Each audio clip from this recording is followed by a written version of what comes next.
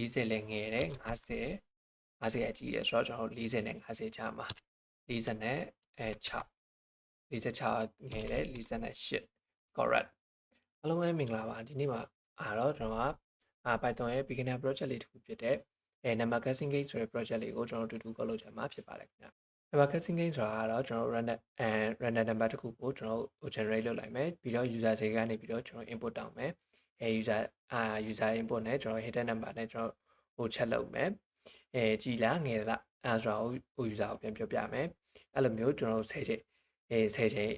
အတွင်းမှာ user တမှန်အောင်ခံမှန်နိုင်တယ်ဆိုလို့ရှိရင် correct ဆိုပြပေးမယ်10ချိန်အတွင်းမှာကျွန်တော်မ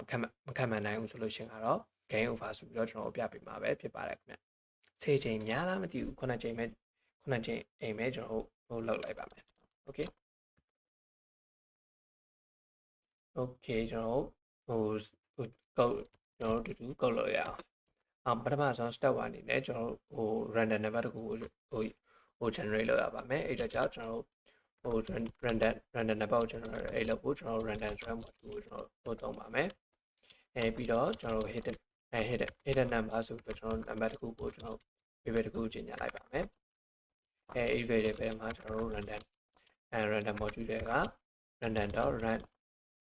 run instrument module ကိုသုံးပါမယ် run instrument function မှာကျွန်တော်parameter နှစ်ခုပေးရပါတယ်ကျွန်တော်a နဲ့ b နဲ့ပါကျွန်တော်အနည်းဆုံးက1အများဆုံးကကျွန်တော်100ဖြစ်တဲ့အကြောင်း1ကနေ1နဲ့100ဆိုပြီးတော့ကျွန်တော်ပေးလိုက်ပါမယ် okay ကျွန်တော်random number တခု generate လုပ်ပြီးဆိုတော့ကျွန်တော် user RC ကနေပြီးတော့ input တခုတောင်းပါမယ်user input ဆိုတဲ့ variable တွေမှာပဲကျွန်တော်ထည့်ထားပါမယ်input and a number between 1 and 100ပေါ့okay ကျွန်တော် user တွေကနေ input တောင်းပြီး input တောင်းပြီးဆိုတော့ကျွန်တော်တို့တရားချင်းနေနဲ့ကျွန်တော်ကြည်သလားငယ်သလားတူသလားဆိုတာကိုစစ်ပါမယ် if user input ကကျွန်တော် less than and hidden number ဆိုလို့ရှိရင် less than hidden number ဆိုတော့ကျွန်တော်ပြပေးမယ်ကျွန်တော်တို့တစ်ချောင်းဆင်းလိုက်ပါမယ် less than hidden number ဆိုတော့ကျွန်တော်ပြပေးမယ် as အဲ့လိုမှမဟုတ်ဘူးကျွန်တော် user input ကကျွန်တော် hidden number ထက်ကြီးခဲ့မယ်ဆိုလို့ရှိရင်ဘာကို print ထုတ်ပြမှာလဲဆိုတော့greater than hidden number ဆိုပြီးတော့ကျွန်တော် print ထုတ်ပြပါမယ်အဲ့လိုမှမဟုတ်ကြီးတယ်မကြီးဘူးငယ်လည်းမငယ်ဘူးဆိုတော့ကျွန်တော်2ကိုပဲရှိတော့တာလေprint chorus ဆိုပြီးတော့ကျွန်တော်ပြပေးပါမယ် chorus ဆိုပြီးတော့ကျွန်တော်ပြပေးပါမယ် okay ကျွန်တော် step 4အနေနဲ့ကျွန်တော် repeat step 2 and 3 for 7 time အဲ့ဖြစ်တော့ကျွန်တော်ဒီ user စီကနေ input တောင်းတယ်ကျွန်တော်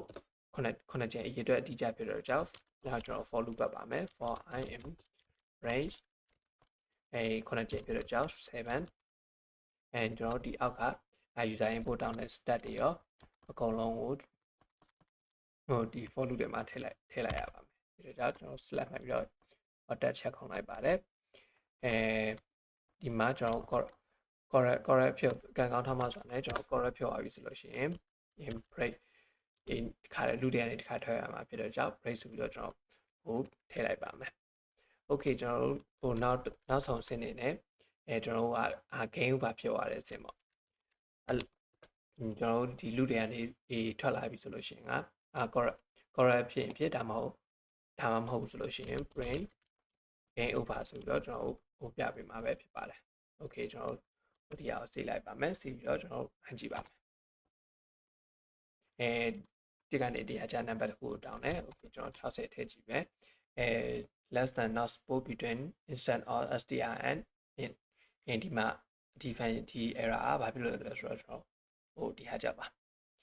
input က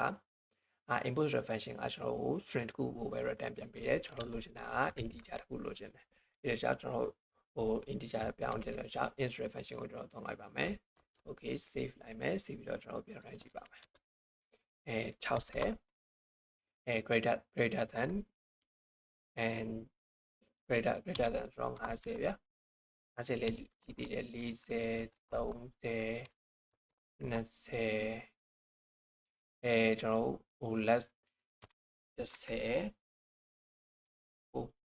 gain over ဆိုပြီးတော့ကျွန်တော်ပြပြသွားတယ် okay ကျွန်တော် gain